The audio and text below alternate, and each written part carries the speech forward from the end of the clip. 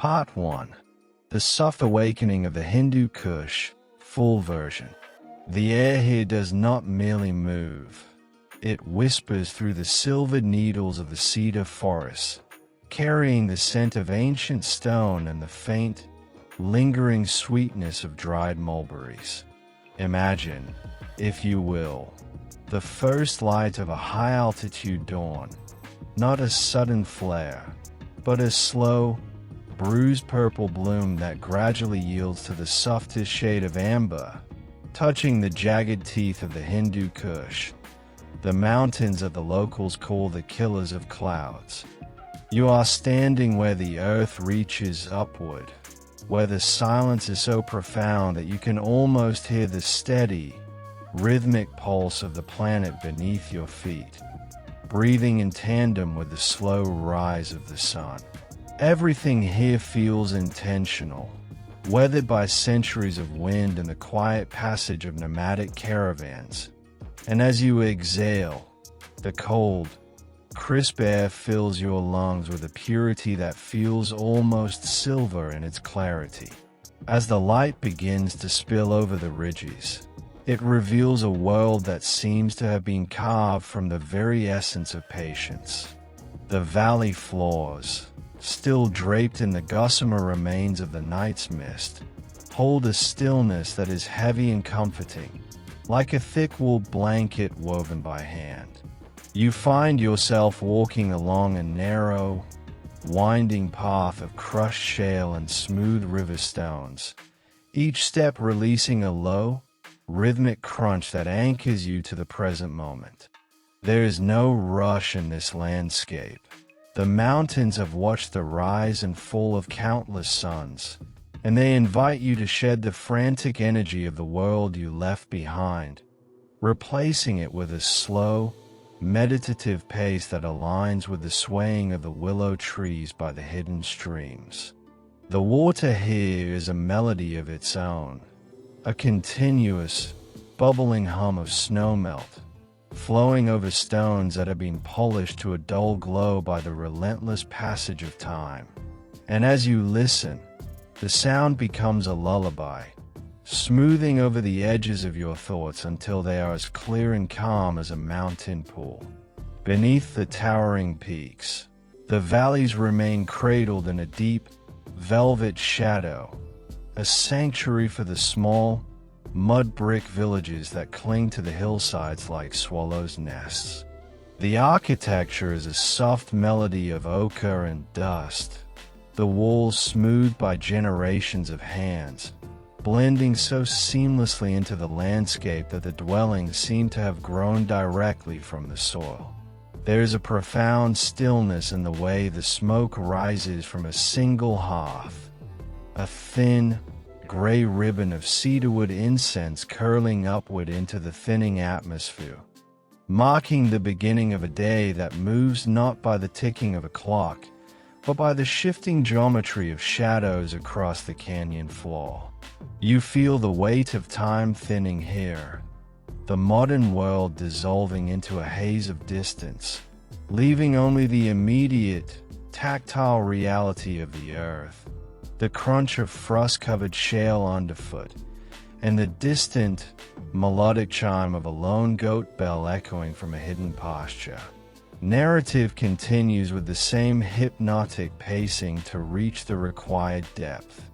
In this realm of high passes, the wind carries stories of the Silk Road, of travelers who rested under these same stars, sharing tea and silence while their camels sighed in the darkness. You can almost feel the presence of those who came before, their spirits woven into the very fabric of the dust and the light. The colors of the morning are beginning to shift now, from the pale violets of the pre-dawn into the warm, honeyed tones of the sun that knows it is the master of this sky. There is a specific shade of blue that exists only here, a deep, lapis lazuli hue that appears in the hollows of the snowbanks and the depths of the shadows. It is a color that feels like a destination in itself, a place where the soul can rest and replenish its store of wonder. You are moving deeper into the heart of the mountains now, following the curve of the land as it dips and rises, revealing new vistas of slate-gray cliffs and emerald-green pockets of life where the irrigation channels reach the thirsty earth. The silence is not an absence of sound, but a presence, a living thing that wraps around you, dampening the noise of the ego and amplifying the subtle music of the natural world. You hear the soft whir of a bird's wings as it descends toward a juniper bush, the rustle of dry grass against your boots, the distant, rhythmic thud of a wooden loom in a nearby home, where a woman is weaving the history of a family into a carpet of crimson and gold. These sounds are the heartbeat of the land, steady, reliable, and deeply rooted in the soil. You find a flat stone, warmed by the rising sun, and you allow yourself to sit for a moment, feeling the heat seep into your bones, grounding you to the ancient bedrock of the Hindu Kush. This is a place where the earth and sky are in constant conversation, a dialogue of light and shadow, wind and stillness, and you are invited to be a part of it, not as a conqueror or visitor, but as a quiet witness to the unfolding of a new day in a land that has seen it all. The horizon expands further still, revealing the vast, undulating plateaus that have seen the passage of empires, yet remain stubbornly, beautifully unchanged. The light is different here. It has a crystalline quality that softens the edges of the world, turning the harsh ridges into undulating waves of violet and slate.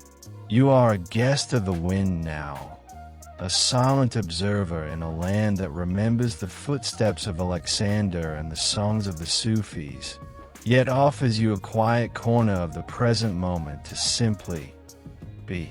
There is no hurry in the way the eagles circle the thermals, no urgency in the way the snowmelt trickles through the irrigation channels, singing a low, bubbling song to the pomegranate trees that wait patiently for the warmth.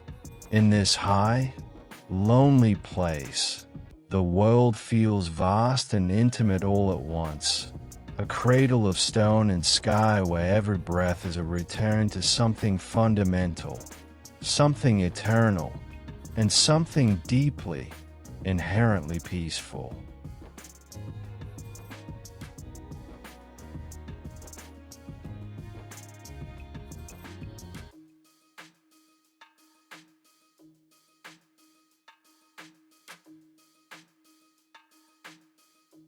Part 2.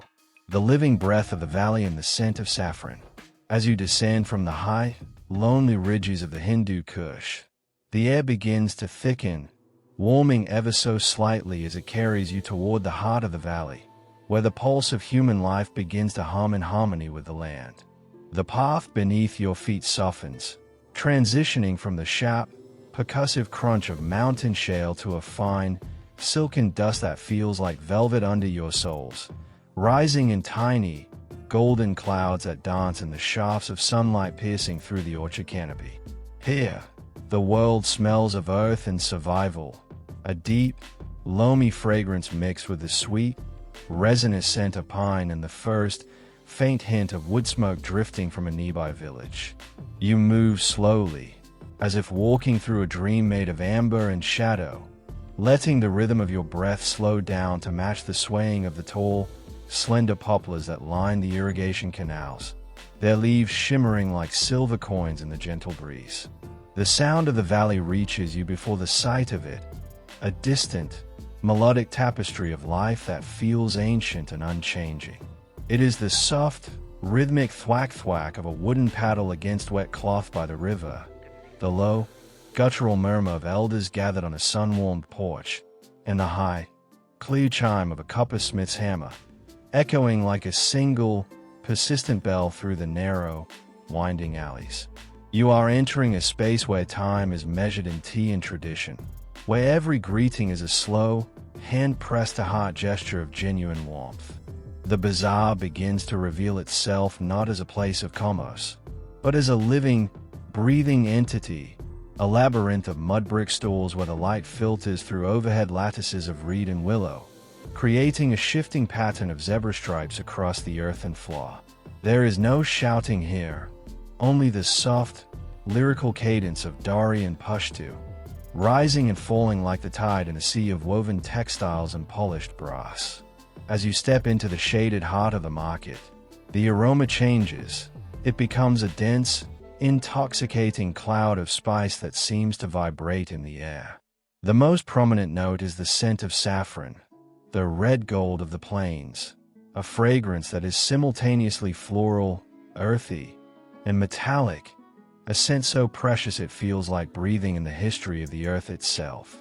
You see large, woven baskets overflowing with the dried stigmas, a deep, bruised crimson that glows with an internal fire in the dim light.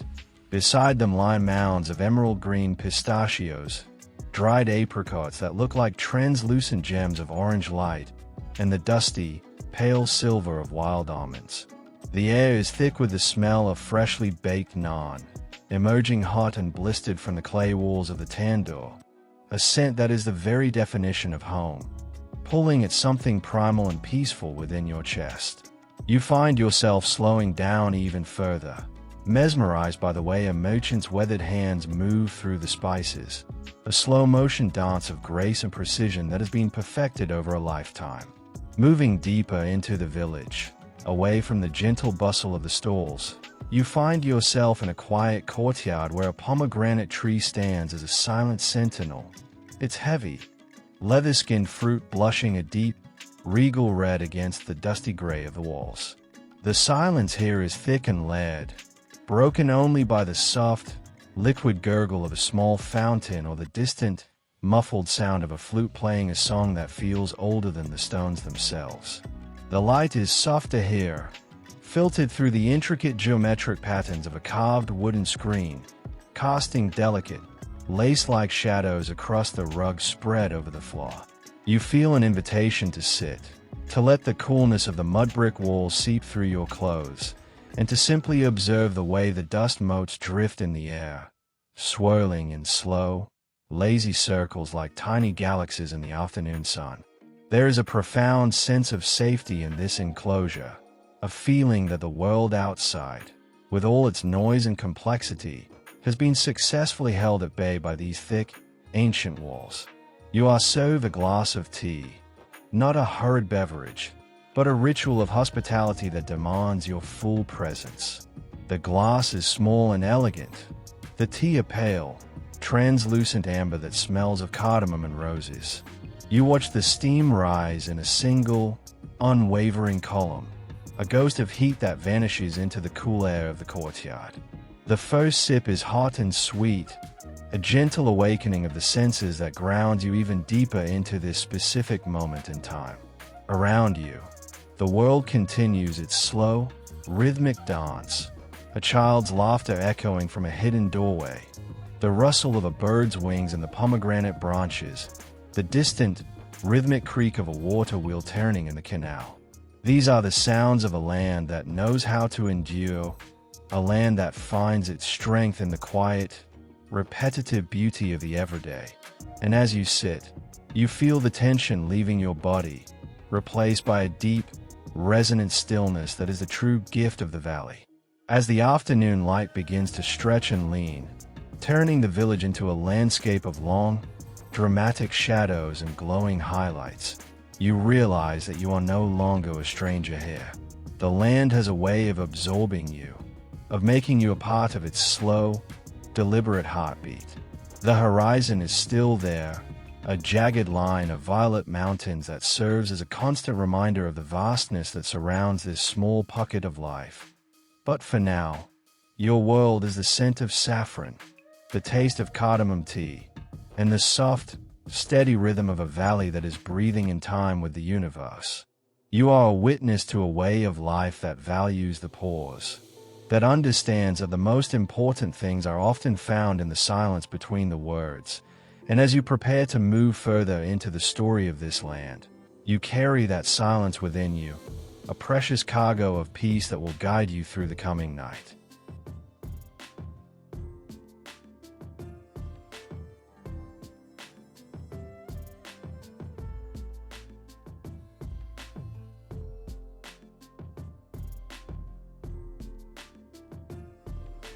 Part 3. The Loom of History and the Sacred Law of the Guest.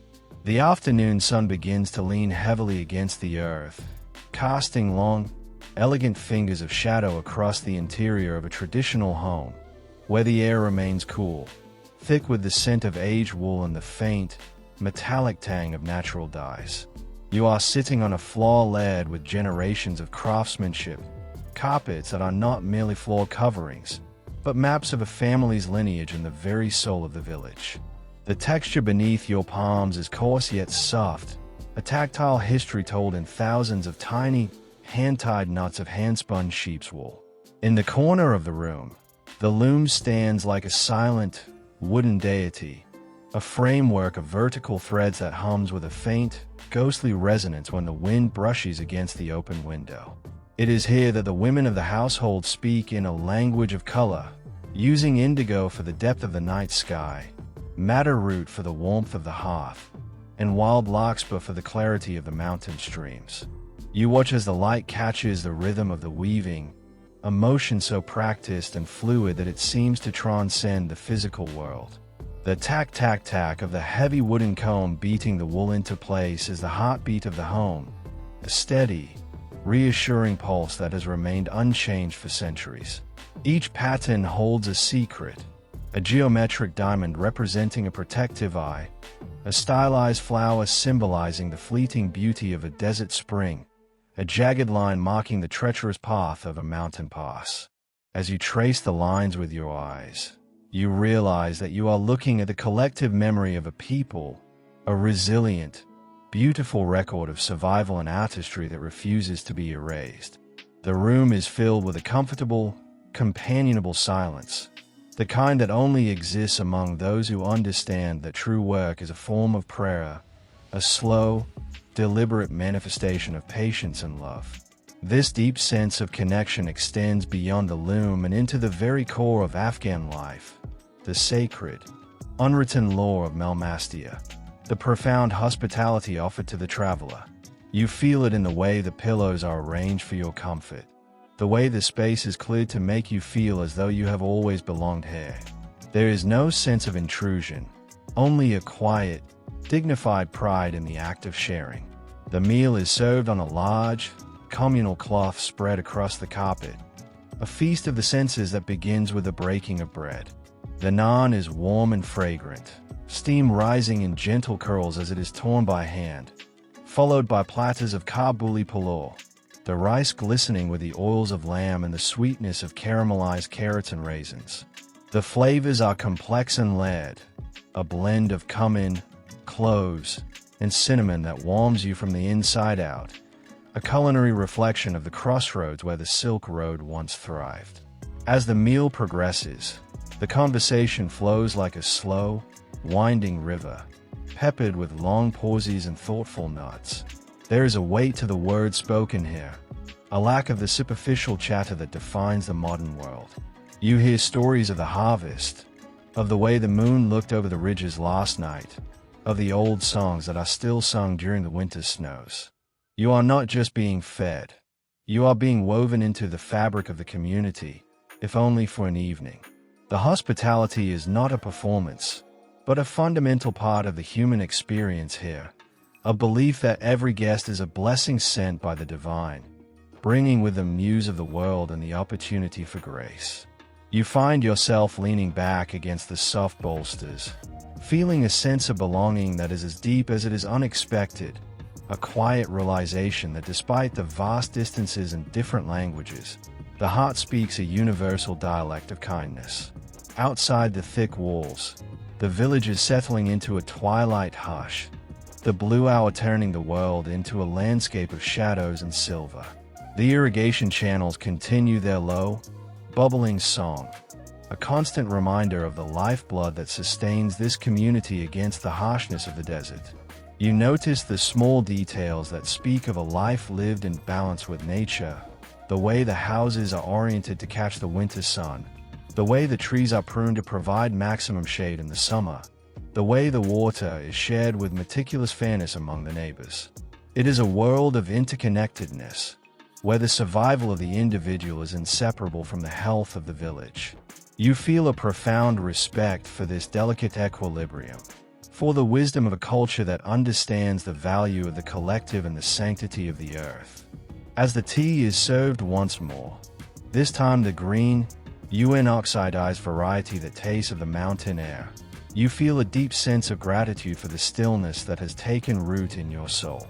The world feels smaller now, more manageable, reduced to the warmth of the tea, the softness of the carpet, and the gentle voices of your hosts. You realize that you have traveled far beyond the geographic boundaries of Afghanistan. You have entered a space of the spirit where the noise of the world is replaced by the music of the loom and the wisdom of the hearth. As you prepare to rest, the last of the light fades from the high windows, leaving only the warm, amber glow of the oil lamp and the deep, abiding peace of a home that has opened its heart to a stranger. And as you close your eyes, you carry the rhythm of the weaving with you, a steady, calming pulse that leads you toward a night of profound and dreamless sleep.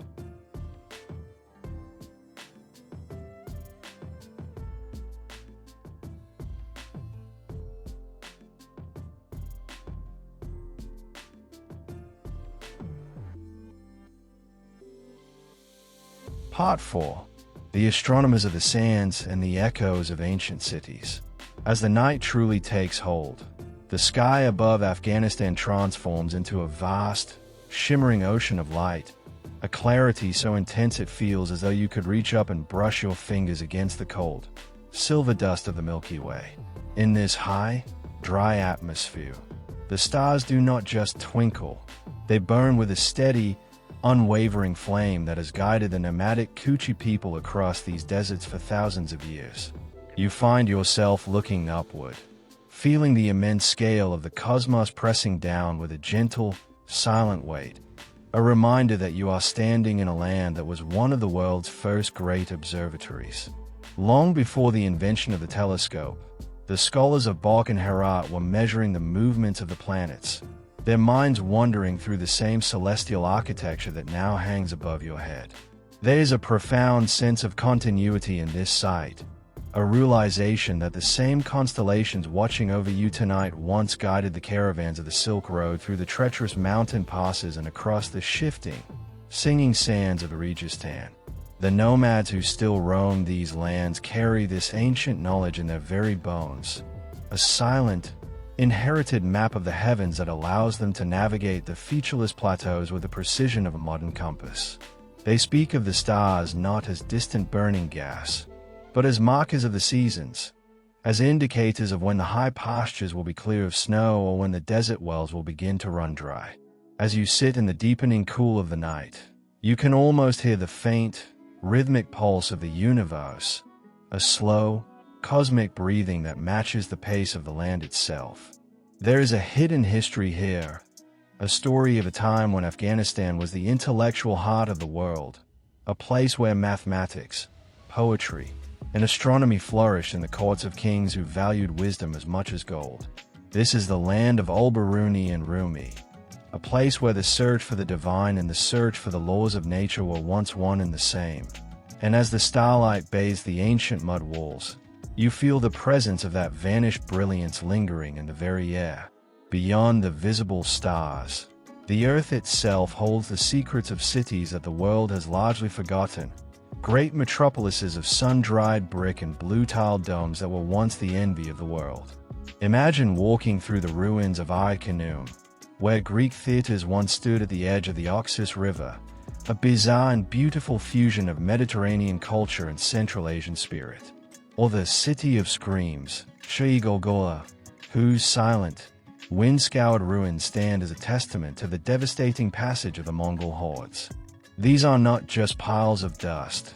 They are the physical echoes of a globalized world that existed long before our own.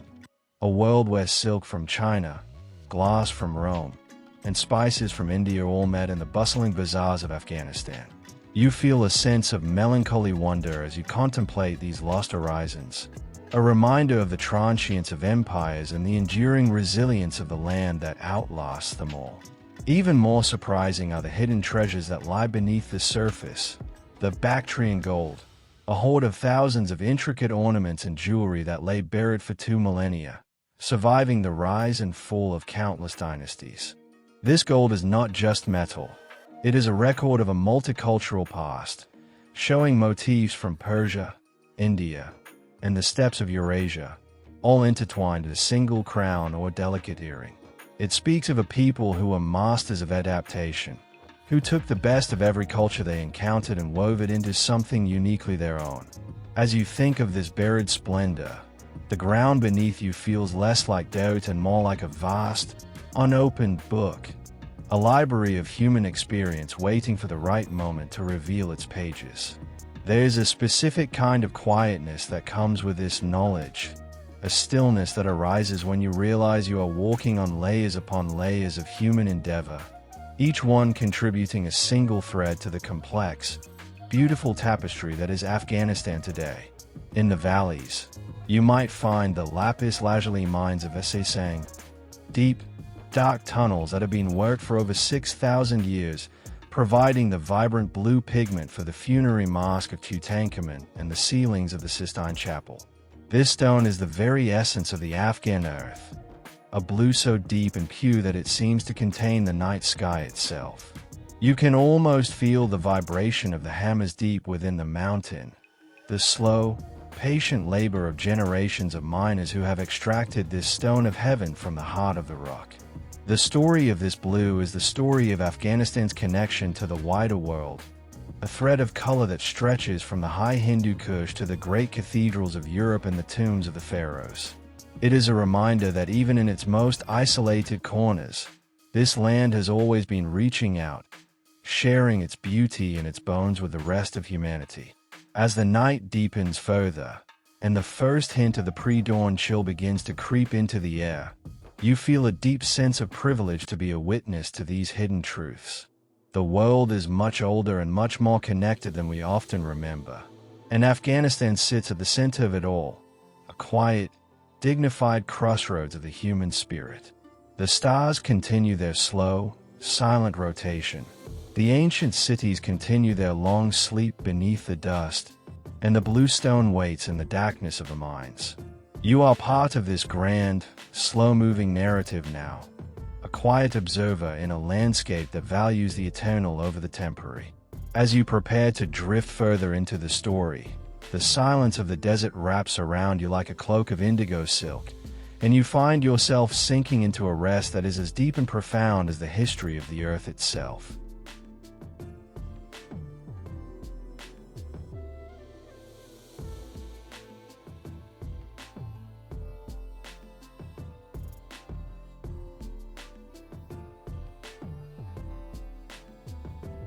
Part 5. The Grand Tapestry of Time and the Rivers of Gold. To truly understand this land, one must look beyond the immediate and the temporary, and gaze into the staggering architecture of time that has shaped these valleys and plains. Afghanistan is not merely a country, it is a geological and historical hinge, a massive stone gate between the worlds of the East and the West. Imagine the colossal forces of the Earth millions of years ago, as the Indian tectonic plate crashed into the Eurasian landmass, buckling the crust upward into the sky and creating the titanic spine of the Hindu Kush. These mountains are young and restless, still growing, still shifting, their jagged peaks a frozen record of a planetary collision. You can feel this raw, primordial energy in the way the rivers carve through the deep canyons, the Amu Darya and the Helm and relentless veins of silver that carry the lifeblood of the glacier down to the thirsty deserts. This is a landscape of extremes, where the geology is as dramatic and uncompromising as the history it has witnessed, a place where the earth itself tells a story of upheaval, resilience, and enduring strength. Across this rugged stage, the Great Silk Road once flowed like a slow-moving river of ideas and commerce, weaving a web of connection that spanned half the globe. You are standing at the absolute heart of that ancient network, at the crossroads where the spice-laden caravans from India met the silk traders of China and the glassmakers of the Mediterranean. It was here, in the lush oases of Bamyang and the bustling markets of Bok, that the world first began to truly speak to itself.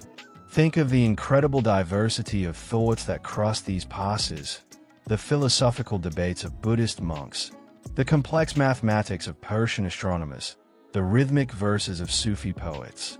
This land was the great filter through which the wisdom of the world passed, becoming refined, adapted, and enriched by the unique spirit of the people who called these mountains home. You can almost feel the vibration of those millions of footsteps in the soil beneath you, a faint, rhythmic echo of a time when this was the most vibrant and cosmopolitan place on the face of the earth. The context of this land is also found in its profound verticality, the way life is organized by altitude and the changing of the seasons. In the high summer, the mountains are a sanctuary of green, a vertical garden where the melting snows feed alpine meadows filled with wild tulips and blue gentians. In the winter, the world shrinks. The high passes are sealed by impenetrable walls of white, and the villages retreat into a state of hibernation, living off the stores of dried mulberries and smoked lamb gathered during the warmer months. This rhythmic expansion and contraction of life is the true clock of Afghanistan, a cycle that has remained unchanged by the rise and fall of political regimes or the arrival of modern technology.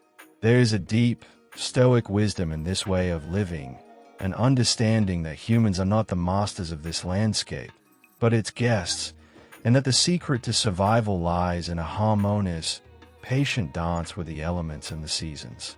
As you look out over the vast, undulating plains of the north, you are seeing a geography that has invited both conquest and contemplation. From the scorched deserts of the south to the frozen summits of the Waken Corridor, the land demands a specific kind of character, one that is as tough as the mountain granite and as adaptable as the desert wind. This is the context that explains the legendary resilience of the Afghan spirit, a resilience forged in the fires of a geography that offers no easy paths. You feel a sense of humility in the face of this scale, a realization that the human stories we tell are but brief flickers of light against the immense, dark backdrop of geological time. The mountains do not care for the names of kings. The rivers do not remember the dates of battles. They only know the steady, relentless pull of gravity and the slow, inevitable turning of the world. And as you breathe in the thin, cold air, you find yourself letting go of the small anxieties of the present, finding peace in the enduring majesty of the eternal. There is a strange, quiet beauty in the way the landscape holds its history, not in grand monuments of steel and glass, but in the subtle shifting of the dust and the enduring patterns of the irrigation channels.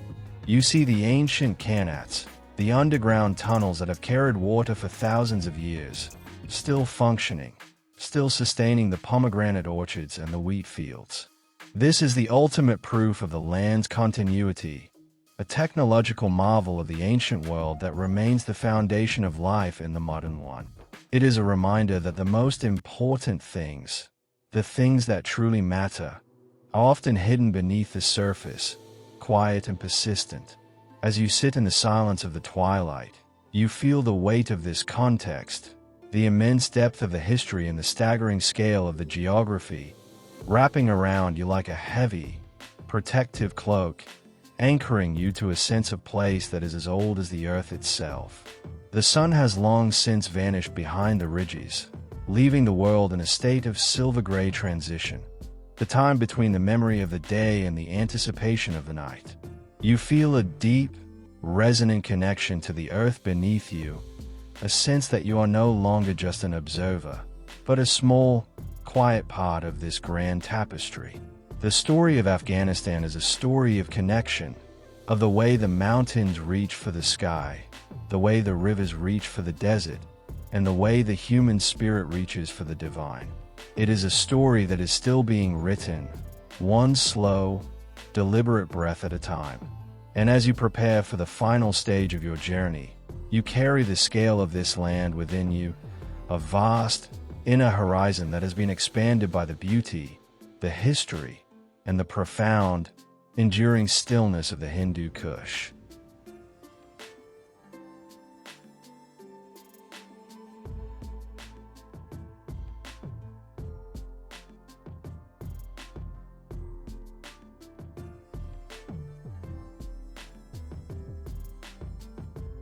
Part 6.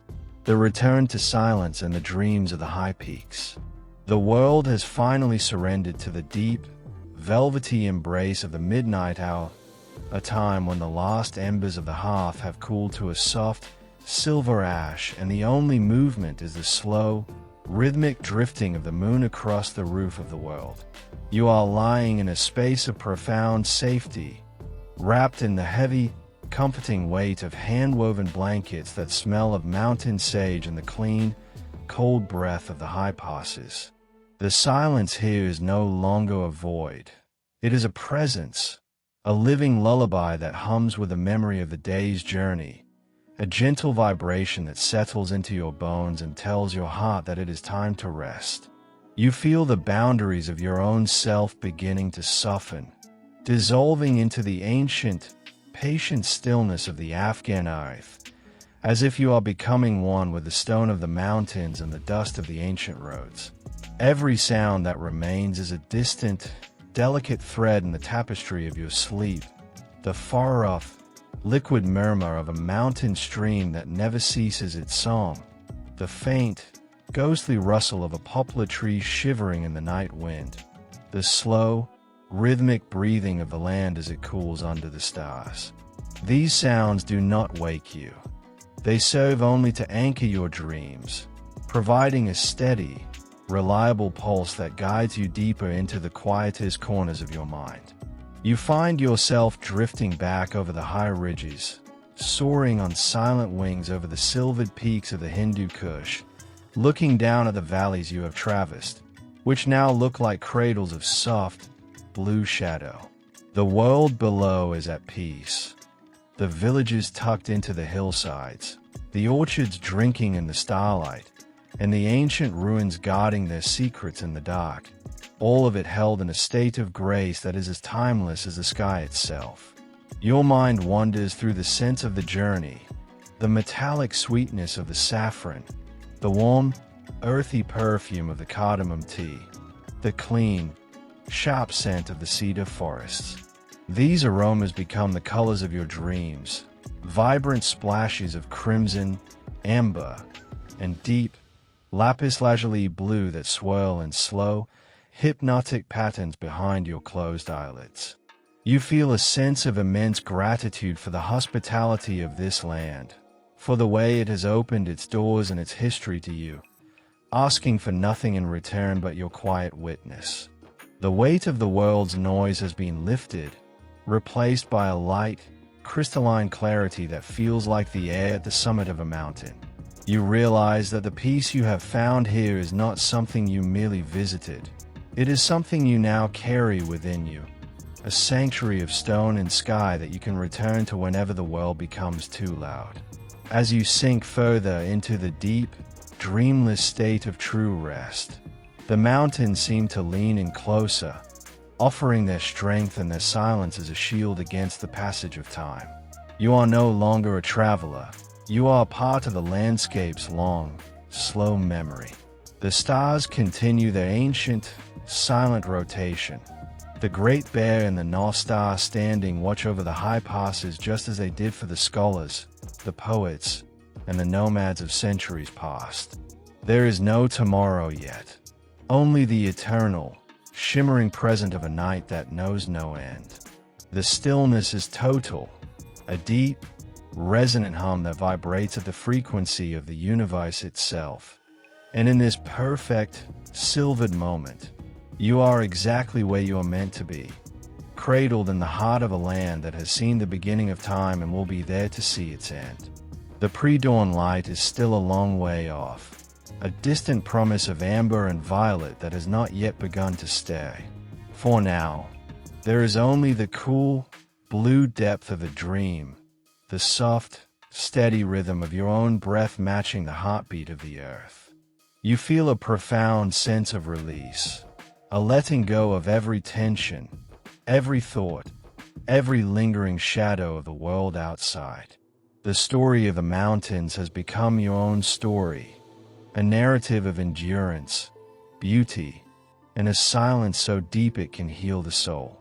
You are drifting now, a leaf on a still pool, a mote of dust in a beam of moonlight, a single, quiet note in the grand, eternal symphony of the Hindu Kush. Sleep now. Let the mountains watch over you. Let the rivers sing you into the deep. Let the history of the earth be the pillow upon which you rest your head. The journey is complete. The path has led you home to yourself, and in the stillness of the Afghan night, you are finally, beautifully, and completely at peace. The world is quiet, the stars are bright, and the dreams are as vast and as beautiful as the high peaks. Good night. May your rest be as deep as the canyons and as clear as the mountain air, until the sun finds you once more in the cradle of the world.